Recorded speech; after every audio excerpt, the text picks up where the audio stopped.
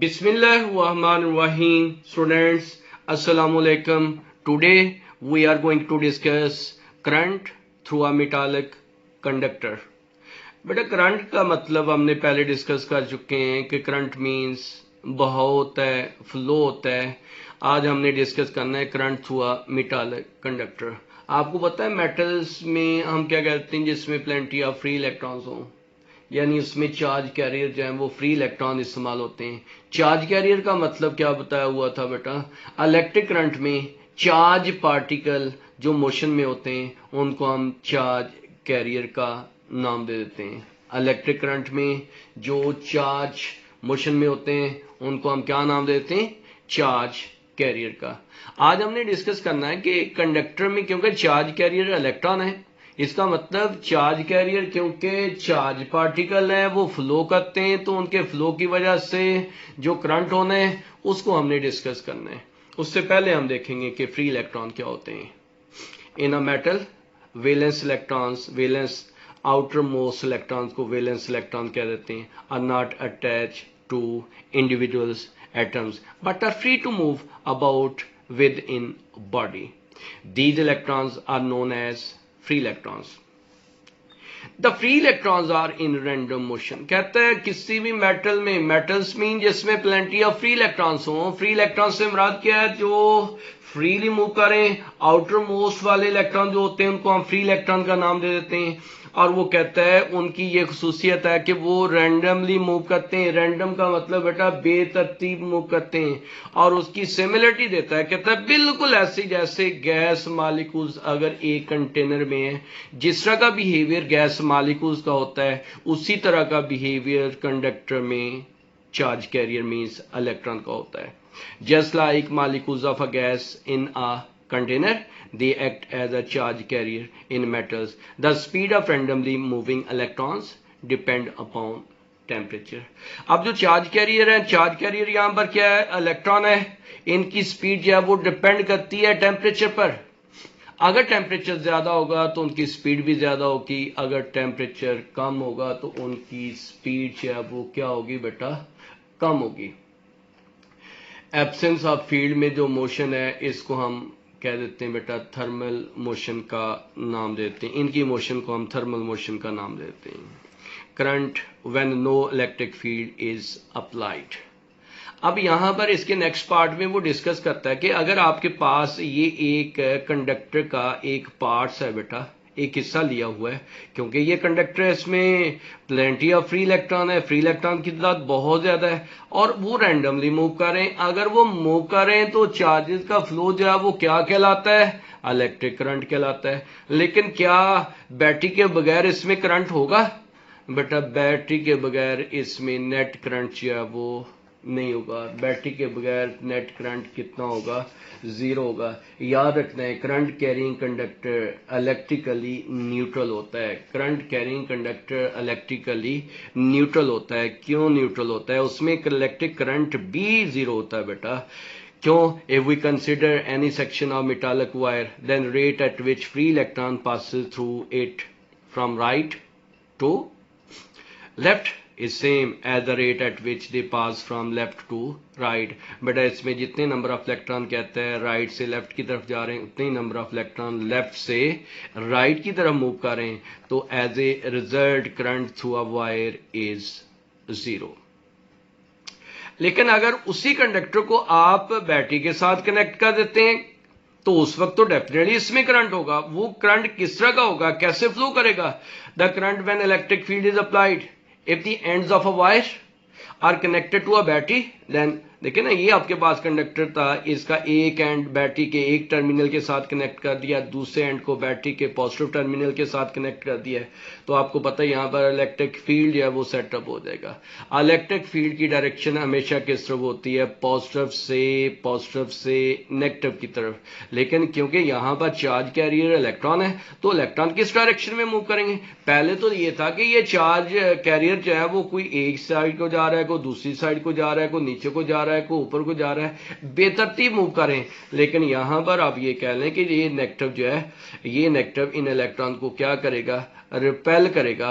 और जब ये नेगेटिव रिपेल करेगा, ये पॉजिटिव उनको क्या करेगा, अट्रैक्ट करेगा। तो फिर ये इलेक्ट्रॉन जो है वो एक फोर्स महसूस करेंगे, एक वेलोसिटी के साथ मूव करेंगे। उस वेलोसिटी को हम नाम दे देते हैं ड्रिफ्ट वेलोसिटी का।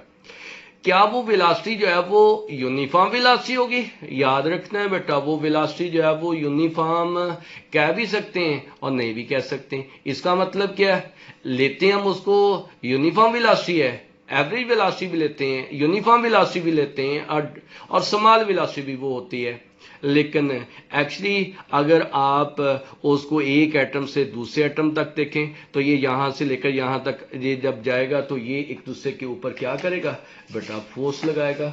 जब ये एक दूसरे के ऊपर फोर्स लगाएगा तो इसका मतलब ये बनता है, उसको आप ऐसे कर लें, ये अनदर पार्ट ले लें बेटा। जब यहां पर आप ये कह लें, फर्ज करें एक इलेक्ट्रॉन यहां पर है, ये इस पोजिशन पर है, ये बैटरी के साथ आपने कनेक्ट किया, इसके ऊपर फोर्स लगेगी, यहां से लेकर यहां तक इसकी स्पीड ज्यादा होगी, इसका मतलब एक्सेलरेशन होगा।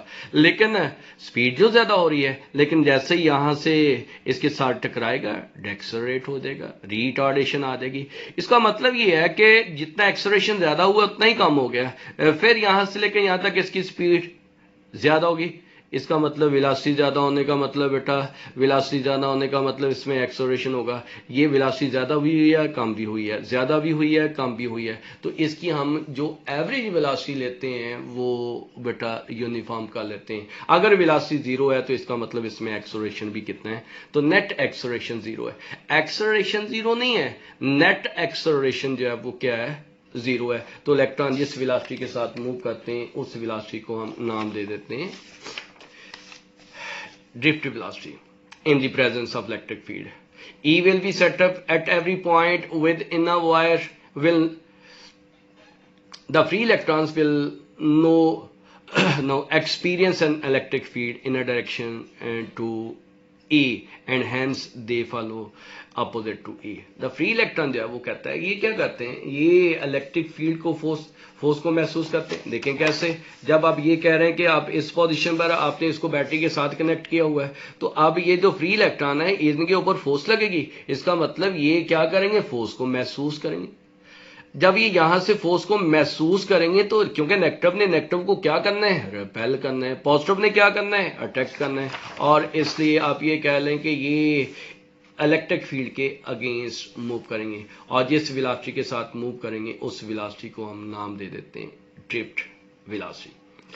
अब जो ड्रिफ्ट वेलोसिटी है बेटा, उसको हमने कहा एवरेज भी है, यूनिफॉर्म भी है, स्मॉल भी होती है, of electron in the presence of electric field is called drift velocity. और ये बहुत कम होती है, which is of order 10⁻³ metre per second.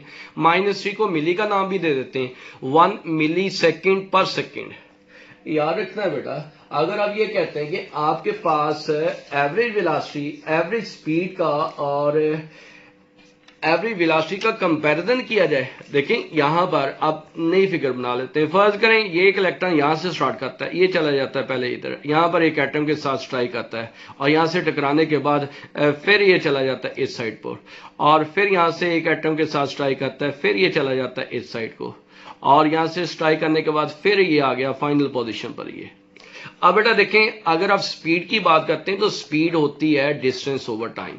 तो डिस्टेंस उसने यहां से लेकर यहां तक ये भी कवर किया, ये भी कवर किया, ये भी कवर किया, ये भी कवर किया है। तो इसका मतलब डिस्टेंस तो उसने बहुत ज्यादा कवर किया है। तो डिस्टेंस ओवर टाइम ये क्या बनता है, स्पीड बनता है। लेकिन अगर आप एवरेज वेलोसिटी की बात करते हैं तो एवरेज वेलोसिटी तो उसकी ये बनती है बेटा, यहां से लेकर यहां तक ये उसका डिस्प्लेसमेंट है, डिस्प्लेसमेंट ओवर टाइम। इसका मतलब ये बनता है कि बेटा ये डिस्प्लेसमेंट ओवर टाइम, डिस्प्लेसमेंट तो कम है विद रिस्पेक्ट टू टाइम, लेकिन यहां पर डिस्टेंस बहुत ज्यादा है। इसका मतलब ये हुआ कि इनकी एवरेज स्पीड जो है वो जो थर्मल वाइब्रेशन की वजह से है वो बहुत ज्यादा होती है। और वो नॉर्मली कितनी होती है, 10⁵ मीटर पर सेकेंड जो एवरेज स्पीड है। और जो एवरेज वेलोसिटी है वो कितनी ली आपने, 10⁻³ metre per second average velocity. बेटा 10⁻⁴ भी कह देते हैं, बाज बुक्स में -5 भी है, लेकिन हमने आपकी टेक्स्ट बुक को ही फॉलो करना है। आपकी टेक्स्ट बुक पर यही लिखी हुई है 10⁻³ metre per second. The electric force on free electron due to electric field E doesn't produces net acceleration. ये बात हो गई है कि जो इलेक्ट्रिक फोर्स उसके ऊपर लगती है उसकी वजह से नेट एक्सलरेशन प्रोड्यूस नहीं होता। एक्सलरेशन प्रोड्यूस होता है, एक्सलरेशन प्रोड्यूस होता है यहां से लेकिन यहां तक उसकी वेलोसिटी चेंज होती है, लेकिन जितनी चेंज हुई है उतनी ही कम हो जाती है। फिर यहां से लेकर यहां तक उसकी वेलोसिटी चेंज हो रही है, जितनी ज्यादा हुई है उतनी ही कम हो गई है। तो नेट एक्सलरेशन किसके इक्वल होगा बेटा? जीरो के इक्वल होगा, because atom keep on colliding with the atoms of conductor. Due to these collisions energy of accelerating electron acquired a uniform velocity called drift velocity in a direction opposite to E. The velocity of free electron at room temperature due to their thermal motion is several hundred kilometer per second. क्या कह रहे हैं? Thermal motion. Thermal motion जो है वो बेटा कौन सी motion बताई थी आपको? एब्सेंस ऑफ, अब ये कह लें कि एब्सेंस ऑफ इलेक्ट्रिक फील्ड में जो मोशन होती है उसको हम कह देते हैं थर्मल मोशन, और प्रेजेंस ऑफ फील्ड में जो मोशन होती है उसको हम कह देते हैं ड्रिफ्ट मोशन। जो थर्मल मोशन है उसकी स्पीड जो है वो ज्यादा है, कितनी है? Several hundred kilometre, several hundred kilometre है बेटा पर second. Then free electron modify their when an electric when an electric field is established in a conductor, then free electron modify their random motion in such a way that they drift slowly in a direction opposite to E. Hence, electric current begins to flow through it. Allah Hafiz beta.